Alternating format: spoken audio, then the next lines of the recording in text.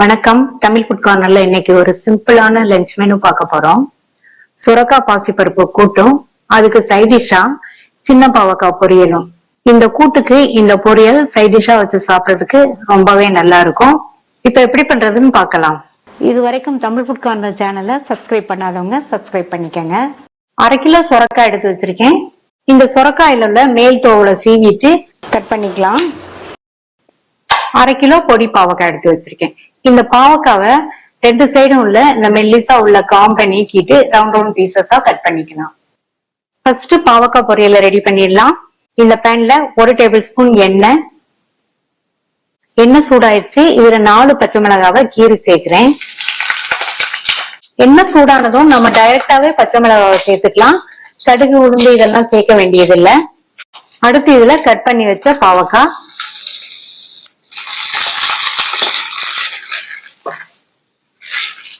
எண்ணெயிலேயே 2ல இருந்து 3 நிமிஷத்துக்கு வதக்கிக்கங்க.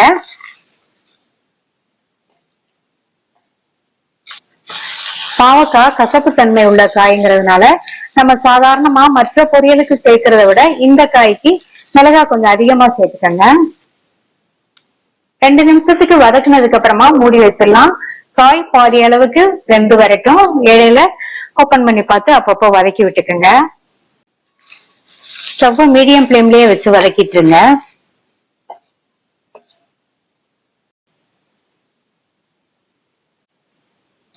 பாவக்காய் நம்ம சேர்த்த எண்ணெயிலேயே வதங்கி பாதி அளவுக்கு வெந்திருக்கு. இப்ப பாவக்காயை ஒதுக்கி விட்டுட்டு நடுவுல 2 டீஸ்பூன் எண்ணெய் சேர்க்கிறேன். இதுல 10-12 சின்ன வெங்காயத்தை தோல் உரிச்சு இந்த மாதிரி 2 கட் பண்ணி சேர்த்துக்கலாம். கூடவே 1/4 டீஸ்பூன் சீரகம் சேர்த்துட்டு நல்லா கலந்துருங்க.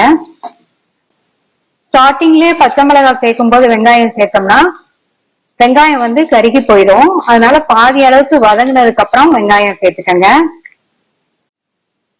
நல்லா மிக்ஸ் பண்ணி விட்டுட்டு இந்த பொரியலுக்கு தேவையான அளவு உப்பு சேர்த்துக்கலாம்.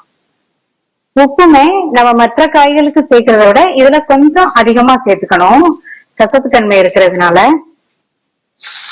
உப்பு சேர்த்து நல்லா கலந்து விட்டுட்டு ஸ்டவ் கொஞ்சம் குறைச்சு வச்சிருங்க. லோ ஃப்ளேமுக்கும் மீடியம் ஃப்ளேமுக்கும் நடுவுல இருக்கிற மாதிரி குறைச்சு வச்சிருங்க. மூடி எதுவும் போட வேண்டாம். ஓப்பன்லயே இந்த காய் நல்லா வதங்கி வரட்டும்.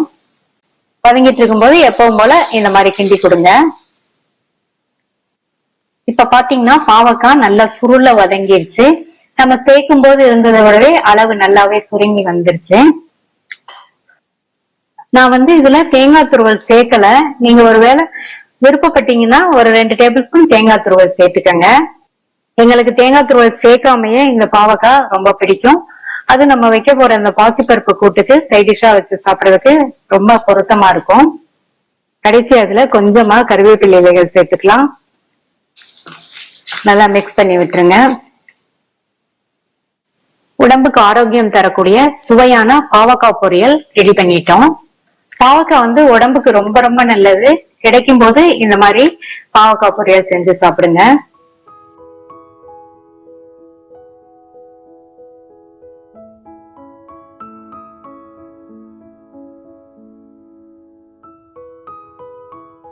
அடுத்து சுரக்காய் பாசிப்பருப்பு கூட்டு பண்ணலாம். இந்த கூட்டை ரொம்ப ஈஸியான மெத்தட்ல குக்கர்ல பண்ண போறோம். இந்த குக்கர்ல ஃபர்ஸ்ட் பாசிப்பருப்பை சேர்த்து வறுத்துட்டு கழுவிக்கணும். அதனால 100 கிராம் பாசிப்பருப்பை இதுல சேர்க்கிறேன். இந்த பாசிப்பருப்பை மிதமான தீயில வச்சு லைட்டா சூடு ஏறுற அளவுக்கு 2 நிமிஷம் மட்டும் வறுத்துக்கங்க. 2 நிமிஷமா வறுத்தாச்சு. இத வேற ஒரு பாத்திரத்துக்கு மாத்திட்டு வாஷ் பண்ணி எடுத்துட்டு வந்துடலாம். இந்த குக்கர்ல 1/2 டேபிள் ஸ்பூன் எண்ணெய், நான் நல்லெண்ணெய் சேர்த்திருக்கேன். இதுக்கு பதில் நீங்க தேங்காய் எண்ணெய் சேர்க்கறதுனாலும் சேர்த்துக்கங்க, அதுவும் நல்லா இருக்கும். இதுல 1 டீஸ்பூன் கடுகு, கடுகு பொரிஞ்சதும் 1/2 டீஸ்பூன் சீரகம், இது கூட 3ல இருந்து 4 பச்சை மிளகாவை கீறி சேர்த்துக்கலாம். நம்ம மிளகாத்தூள் எதுவும் சேர்க்க போறது கிடையாது. பச்சை மிளகாய் காரம் தான் இந்த கூட்டுக்கு. இந்த அளவு சரியா இருக்கும். நீங்க உங்களுடைய தேவைக்கு தகுந்தபடி சேர்த்துக்கங்க. கூடவே ஒரே ஒரு காஞ்ச மிளகாவை கிள்ளி சேர்க்கிறேன்.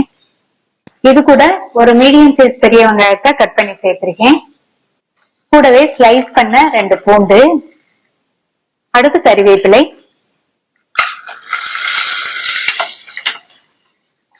எல்லாமே ஒரே ஒரு நிமிஷத்துக்கு மட்டும் வதங்கட்டும்.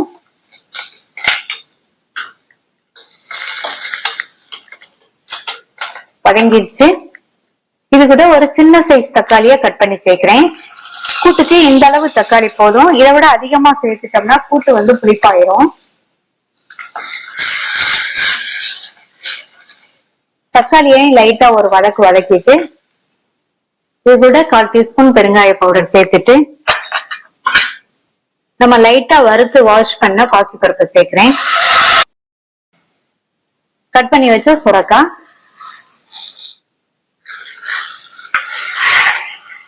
இப்ப நல்லா மிக்ஸ் பண்ணிருங்க. 1/4 கப் தண்ணி சேர்க்கிறேன்.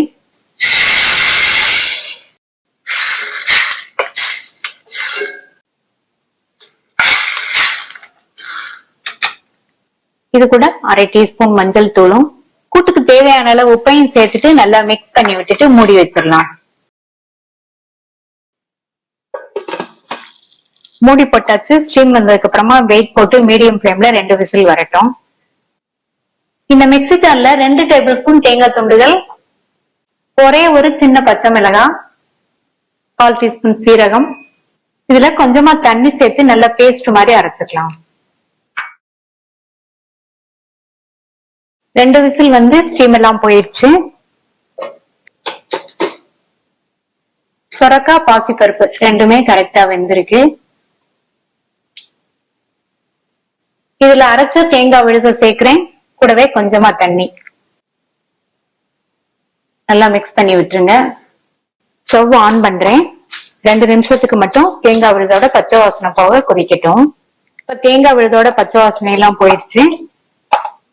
இதுல 1 டீஸ்பூன் நெய் சேர்க்கிறேன். சூப்பரா இருக்கும். அடுத்து பொடியா கட் பண்ண கொத்தமல்லி இலைகள் நல்லா மிக்ஸ் பண்ணி விட்டுருங்க. ஸ்டவ் ஆஃப் பண்ணிடலாம். பாசத்துல விட்டு பிசைஞ்சு சாப்பிடுறதுக்கு இந்த கன்சிஸ்டன்சி சரியா இருக்கும். ஈஸியா பண்ணக்கூடிய சுவையான சுரக்காய் பாசிப்பருப்பு கூட்டு ரெடி ஆயிடுச்சு.